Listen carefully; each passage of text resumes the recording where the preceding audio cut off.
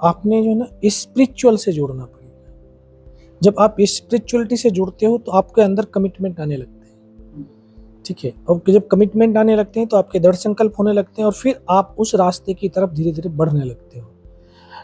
जिस तरह से आप एक कमिटमेंट करते हैं, यार मुझे इस पेपर में इतने नंबर लेके आने हैं, आप उस किताब को बार बार खंगालते हैं, कितनी बार लिखते हैं क्वेश्चनों को, ताकि वो एक परमानेंट मेमोरी में बैठ जाए।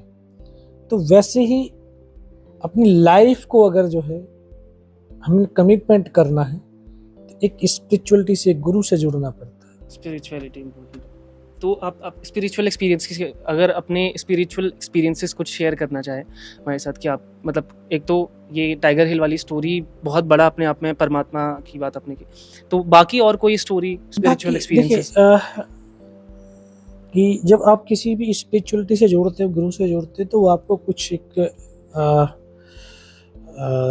वो देता है, मंत्र देगा या कुछ, बाकी तो ये सब मंत्र ही हैं, कि आपने उस शिद्दत के साथ में, विश्वास के साथ आप उन चीजों को रोज कर रहे हैं। जैसे आपका कुएं से पानी निकलते शायद आपने नहीं देखा है, नहीं, फिल्मों में देखा है। फिल्मों में देखा है। गांवों के अंदर कुआं होते थे, उसके ऊपर ऐसे होता था और उसमें बेलन में रस्सी होती थी, है ना। तो वो रस्सी बहुत सॉफ्ट होती है और पत्थर बहुत हार्ड होता है, लेकिन बार बार रस्सी जब पत्थर पे चलती है तो पत्थर को काटती है, रस्सी नहीं कटती। ये जो भाव हैं हमारे, सॉफ्ट हैं।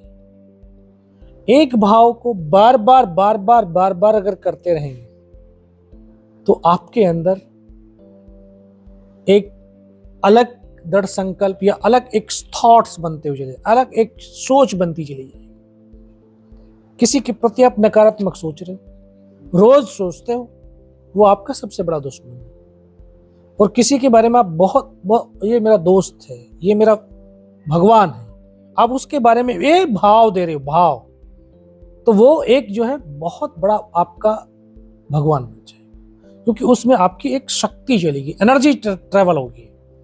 तो जितनी एनर्जी, जिस तरह की एनर्जी ट्रेवल होंगी, उसी तरह के आपके अंदर भाव जागृत होंगे और उसी तरह के थॉट्स बनेंगे, उसी तरह के आपका एटीट्यूड बनेगा। मैं पर्सनली अपनी लाइफ में ना दोस्तों को बहुत ज़्यादा इंपॉर्टेंस देता हूँ। तो आर्मी से आपका कोई ऐसा दोस्त है जो आज तक आपके करीब हो, और मतलब ऐसा क्यों?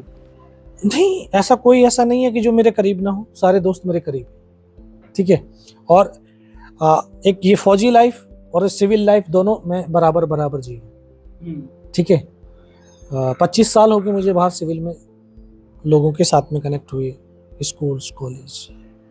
तो आप कि जब आपके संबंध, रिलेशनशिप अच्छे नहीं है, ये भी हमारे जीवन के अंदर बहुत बड़ा प्रभाव डालता है, ठीक है।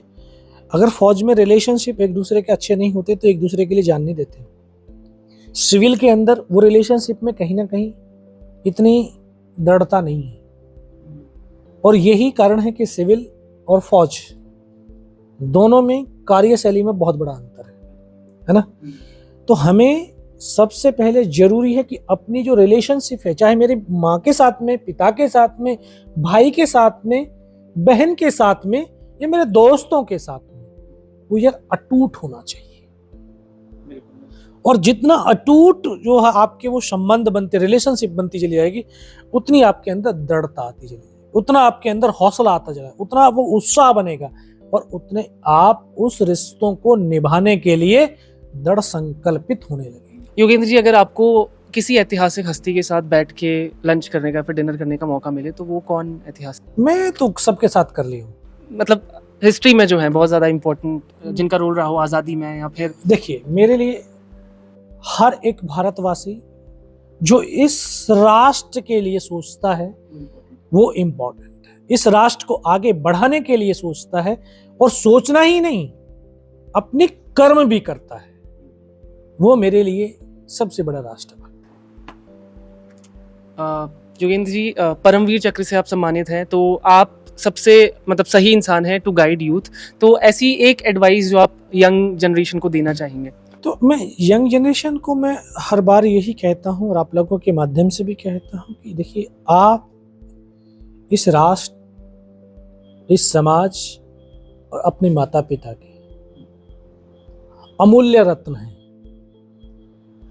और इस अमूल्य रत्न का ऐसा उपयोग होना चाहिए कि माँ बाप, आपका गांव, आपका समाज, आपका राष्ट्र आपके कर्मों से प्रफुल्लित हो, सुगंधित हो, और ये जो आपके जो कर्मों की जो प्रकाश है चारों तरफ प्रकाशवान हो।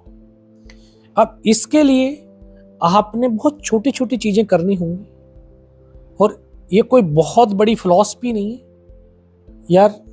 घर में है तो माता पिता से झूठ मत बोलिए, समाज में झूठ मत बोलिए। जब माता पिता से, समाज से झूठ नहीं बोलेंगे तो अपने दोस्तों से झूठ नहीं बोलेंगे, और दोस्तों से झूठ नहीं बोलेंगे तो अपने राष्ट्र से कभी झूठ नहीं बोल सकते, ठीक है। और ये राष्ट्र ही एक व्यक्ति की सच में पहचान है। तो राष्ट्र सर्वप्रथम होना चाहिए, और जब हमारे यूथ के राष्ट्र सर्वप्रथम होगा तो वो राष्ट्र को उन्नति और प्रगति की तरफ लेकर के जाएंगे, उसको सुपर पावर बनाने की तरफ काम करेंगे, उसको सर्वशक्तिशाली बनाएंगे। बस यही है कि आप सकारात्मक रहिए, पॉजिटिव थॉट्स, पॉजिटिव थिंकिंग, और इसी से आपका जीवन, कार्य क्षेत्र, परिवार सब कुछ सौम्य और सुंदर बन जाएगा। सक्सेस को आप कैसे डिफाइन करेंगे? सक्सेस को मतलब किसी इंसान की सक्सेस ये है, क्योंकि आपने बहुत कुछ अपनी लाइफ में अचीव किया, बहुत कुछ देखा है, तो आप एक सक्सेस को कैसे डिफाइन करते हैं? देखिए, आप अगर निस्वार्थता से कर्म करते चले जाते हैं तो सक्सेस वृक्ष के फल की तरह है, कि जैसे आम का पेड़ धरती से खनिज, पानी बहुत सारे लेकर के, केयरिंग लोगों की लेकर के बड़ा होता है। बड़े होने के बाद उसमें फल लगते हैं, फल लगने के बाद आपने देखे होंगे झुक जाता है। तो सक्सेस का मतलब शालीनता, सौम्यता, सरलता, भावों में तरलता नहीं होना चाहिए। तो ये, और ये चीजें आएंगी, आपके आएंगी, इसमें आएगी सहनशीलता।